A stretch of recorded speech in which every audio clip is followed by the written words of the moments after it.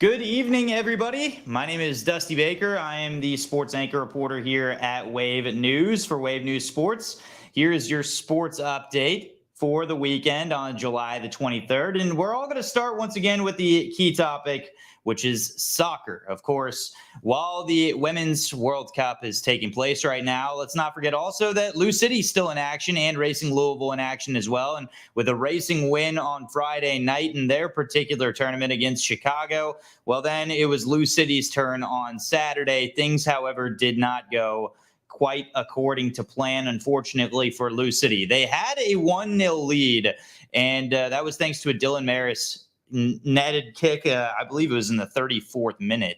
And after making a goal, well, things started to kind of turn south for them. They allowed an equalizing goal later in the ball game. It would be tied at 1 apiece. And then in extra time, LouCity allowing a goal to Birmingham. Birmingham would go on to win it 2-1. More importantly, LouCity now has lost 3 consecutive games. Not a good stretch for them at all. And needless to say, manager Danny Cruz has not been thrilled by what has been going on. Here's what he had to say following his team's 3rd consecutive loss. Continuing to be in a tough moment, a lot of adversity for us as a group. You can't concede 2 goals on set pieces. That was an area that we've been pretty good at this season. And we have to get back to the drawing board. We have to, again, look at it, dissect it, and try to do the best job that we can to get back to the form that we know we're capable of. So LouCity is going to need to catch a break at some point here. Luckily for them, they will face Indy 11, a team they've already defeated before. That will be this upcoming Saturday. As for on a certain similar condition, I guess you could say, a similar field, size and everything, another sport that we don't generally talk about here, but really a unique opportunity here in Louisville. The Premier Lacrosse League, they had their all-star game here, and that was on Saturday as well. It was a very unique opportunity to be able to have this lacrosse match as well. It was at the soccer fields down at the U of L, and it was a battle of 2 squads. It was the Rising Stars as well as the Veterans. The Veterans ultimately coming out on top, winning 26-19. More importantly, though, what a huge opportunity it was for Louisville to host this event and a solid turnout as well. So we caught up with none other than the president of the Premier Lacrosse League, Paul Rabel, as he talked about why Louisville was a great option and also what his thoughts were of it actually being the place where they decided this was the spot to go to. The first time professional lacrosse is here in the great state of Kentucky. And so, however, it showed up in our data and a lot of the surveying that we've been pulling over the last 5 years. We just have yet to build relationships with a group like the Louisville Sports Commission. So a quick shout out to Greg Fonzie and Mayor Greenberg, and a number of folks that pushed us to come here. And we're so grateful, and it's been a fantastic turnout, and all the more reason for us to come back. If you ask me, that's a pretty glowing review right there. So well done, Louisville. Way to go. And it sounds like this may not be the last time that we see a lacrosse all-star game here. In fact, maybe it's the first of many. Okay, so we also can talk a lot about high school football, of course. I think something that's very intriguing is just simply talking about coaches and, of course, the opportunity that coaches get. Well, there is a specific name out there that is taking over at Moore High School. It's Mikhail McKay, who played college ball at Cincinnati. He also played at Arkansas. Didn't quite make it as far as he wanted to in the NFL. So naturally, he's coming back home to his alma mater, where he had some serious success. And McKay is doing something very interesting. He's deciding, instead of kind of prolonging the situation, after taking over the program, he's telling us he's doing a complete rebuild right here. He's basically trying to revolutionize this program and give the kids a chance to believe in themselves and believe that this is a winning program, and also presenting the opportunity for these players to possibly play even beyond their time at Moore High School. So take a listen to what McKay had to say about what he's been doing and implementing so far with this program. It's been amazing. It's been a total rebuild. We're kind of working on something special here. As soon as I got here, we kind of promoted, changed the culture. That's kind of what we're pushing. We want these guys to kind of get back in the spirit of playing football. kind of get these guys back to believing that they have an opportunity to play at the next level. We know it's a different day and age in football right now, so we're trying to get these guys and these parents believing. Try to get some wins around here. That's a pretty good coach right there. Great coach in the making. We'll be really excited to follow them as they make their way throughout the regular season here. Remember, high school football kicks off very soon. We are at July the 23rd right now, and high school football's main regular season, it will start and kick off on August the 18th. So we're getting very, very close, less than a month away. We're going to transition to the Diamond here. And if you checked out our live broadcast yesterday, or if you watched the 6 o'clock news, you may have seen this already. But if you haven't, well, here's a great opportunity to catch what you may have missed. There is a key prospect here for the Louisville Bats. You may be driving past Louisville Slugger Field daily. You may see it, when you're on the highway. Little do you know that the Reds continuously have top prospects rolling right through there. You had Ellie De La Cruz, you had Christian Encarnacion Strand, of course, Matt McLean was there, Andrew Abbott, Brandon Williamson has been pitching incredibly well. How about the next face of the Reds potentially as well that will be coming up, maybe not this year, but in the very near future? This is Noelvi Marte. I'm back here in the dugout with another Reds top prospect, Noelvi Marte, joining me right here. Noelvi coming off his first career home run at the AAA level. It was 464 feet as well. Noelvi, what were those emotions like when that ball came off the bat? Me sentí muy bien en realidad porque era algo que estaba esperando. It feels good because it was something he was waiting for, and he was proud of what he accomplished. A lot of people don't even know where that baseball went. At the end of the day, now you turn your attention here in Louisville to trying to get yourself to the Reds organization at the very top. You saw players here already like Ellie De La Cruz. What will you be doing here to get yourself to that next level? Seguir haciendo el mismo trabajo que venimos haciendo. Same thing. Keep doing what he's been doing. Be consistent and do as much as he can to help the team win.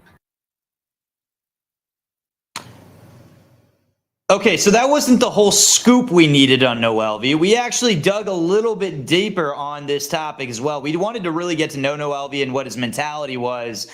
I think something that's very interesting also is, obviously, as you could tell, he doesn't speak English very well. He did understand some of the questions I asked. We did have a translator there as well. That was Alex Pelaez, the hitting coach for the Bats. Pretty impressive. He can teach hitting, and also he's a very solid translator as well. He translated as much as he could from what Noelvi was telling me, and also kind of gave the insight as to what Noelvi was leading on to. So here are some of the questions that I asked Noelvi, and here's kind of the breakdown of what Noelvi's responses were that maybe are questions you would have back at home. Looking back a year ago, you were in the Mariners organization. You were traded over here. A lot has gone on since that time. Reflecting on that year, how far do you feel you personally have come and achieved since that moment you were traded from Seattle to Cincinnati? He sentido que he tenido más progreso en mi defensa. Just progressing at third base with defensively and at the plate, just continue with his approach and learning how to become a professional hitter. With all these guys that have come through the system, and specifically in Louisville, who have you learned from or kind of taken your game from and kind of modeled your game after here in Louisville, and maybe even a major league player that you look up to that's currently at the league right now? Siempre he tenido en la mira lo que es Tati, Machado y Acuña. Me gusta el juego. Machado, Tatis, and those guys, he respects the way they play, and hopefully he wants to do the same. He wants to respect the game, the way they play the game, and that's what he's been looking up to.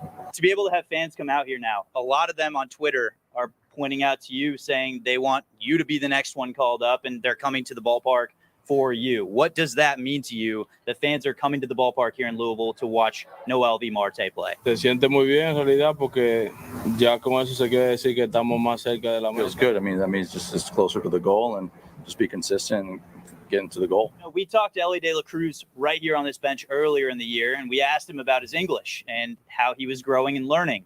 And he progressively said that he's starting to learn and grow in that. How has that adjustment been for you? Seguir practicándolo día a día. Keep practicing day to day, and that's the only way he's going to get better at it and talking to his teammates. It's definitely an interesting conversation, to say the least, when you're talking to somebody that is relatively new to this experience. Of course, as I kind of alluded to earlier in that interview, Noelvi Marte, not very long ago, just a year ago, was traded from the Seattle Mariners to the Cincinnati Reds. Obviously, that's a life-changing move. Now, there is something I want to lead into here. And if you were here with me yesterday, you may have already heard a little spiel on this, but the trade deadline, we are essentially a week away from that. So a real question, something that I'm very curious to watch. Are the Cincinnati Reds truly going to be buyers? If they are, who are they willing to deal? Because a guy like Noelvi Marte is kind of blocked at the moment based off of the depth that they have in that infield. And I'm talking, of course, about the names I previously mentioned. Christian Encarnacion Strand is the most recent call-up, and they're already having a hard time kind of deciphering and figuring out exactly where he fits in the scheme of things because you have Joey Votto. And, of course, you have Matt McLean, you have Spencer Steer. The Elly De La Cruz move is obviously, you need to have him in the lineup. So they're going to find ways to make it work. But you wonder at what point in time are they going to capitalize on really the depth that they have in terms of prospects. And so curious to see what happens. You would assume, and one would assume, that Noelvi Marte is staying put, of course. But curious to see maybe some of the other faces here with the Louisville Bats that are with us with maybe just one more week, to be honest. So if you haven't already had a chance to watch those Louisville Bats play, the time may be ticking for some of these players depending on the situation, or they may all collectively be here together. It's dependent, of course, on what the Reds want to do at the deadline. Will they be buyers? Will they be sellers? Now, if you have any questions for me, and I see that we have a couple posts here, comments here on our Facebook Live, feel free to ask because that's what we're here for. Want to give a shout out to Melissa and Scott. Thanks for watching and thanks for joining us here. We really appreciate you doing that. And I'm going to close with this because I did get a couple DMs on Twitter. And remember, you can follow us and tweet at us at Wave News Sports on Twitter. That's a very easy way to access us, access our content, and also, of course, get your questions that are out there answered by both myself as well as sports director Kendrick Haskins. I'm going to close with this. The Cincinnati Reds made a huge statement this weekend. They defeated an Arizona Diamondbacks team that is very much a playoff caliber squad. Right now, the Diamondbacks are the second wildcard team. The reason why they're second, guess who's first? Those Cincinnati Reds, 55-46. Very impressive what they've done with that half-game lead now in the wild card. They have much greater expectations, of course, because they're only a half a game back right now of the Milwaukee Brewers. And guess who they're playing coming up? Well, they've got more action against the Brewers coming up. So they will start a series with the Brewers on Monday. That's going to be a huge one as Graham Ashcraft will toe the rubber to face Rhea, and that will be in Milwaukee. So Milwaukee with a home field advantage. But let me tell you, a lot of what happens here in the next, I would say, 4 to 5 days is really going to dictate how those Reds operate. Let's say they win these next couple of games, take over first place. There's a true belief this team can make a run. Simply put, if you make the playoffs, we've seen from the Phillies this past year, we saw from the Braves back in just a couple of years ago in 2021, you can make a deep run even if you're not necessarily the best team going into the playoffs. The Reds are pretty dang close to being one of those best teams. The Braves are pretty obviously that top team in the NL. The Dodgers seem to be an obvious second and not very far off there either. But then there kind of is a toss-up. I mean, you really do wonder who is that third best team. It might be the Reds. So could the Reds be in on a player like Shohei Ohtani? They might be. I'm very curious to see what happens down the road there. Now, the Angels have been playing great baseball. Maybe the Reds turn their attention up north to the south side in Chicago, where they have Lucas Giolito, Dylan Cease, two very possible arms that the Reds will be interested in, trying to make their rotation just a little bit deeper. If you have a deeper rotation to pair with a guy like Andrew Abbott on the hill, man, who knows where this team can go. So curious to see what they do at the deadline, but if you have any questions or thoughts, let us know. Once again, at Twitter, our Twitter is at Wave News Sports. Once again, that's at Wave News Sports. I'll have Kendrick Haskins joining me once again for the Kendrick and Dusty Talk Sports show throughout the week as well. But that is your weekend update for July the 23rd. Thanks again for joining us. Really appreciate your time. Hope you have a wonderful end to your evening. Have a great start to your week as well. And once again, tweet at us, mention us, DM us, anything, any questions you may have that you want us to talk about on this podcast. Hope you have a great evening, everybody. Take care. Have a great one.